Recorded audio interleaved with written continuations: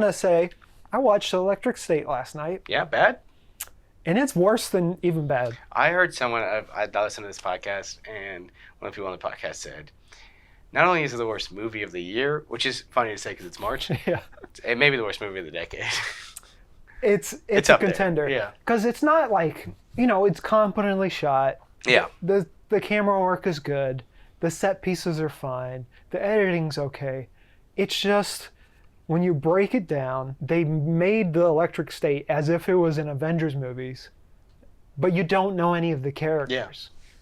How am I supposed to care about any of these characters? Chris Pratt shows up trying to be a Star-Lord light. Tucci is in there? The Tooch is... He's got a pretty good cast. I mean, voices and stuff, yeah. Giancarlo's in there. Yeah. It's just... Ke Quan? It is, yeah, Ke Quan. Netflix signed those checks. Anthony Mackie, right? Anthony Mackie's voice, yeah. Anthony Mackie's probably the best part of the movie. Really? Yeah. That's fun. Yeah. Yeah, it looks bad. Don't want to see it. Anthony Mackie and Giancarlo fight in this movie. So And they 2 fight. fights in 1 year. Wow. Wow. Kind of makes you think, do they still got it?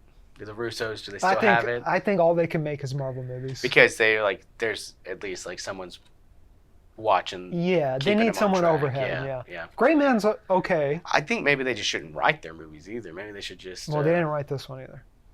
McFeely or whatever they're. Marcus and McFeely? Yeah.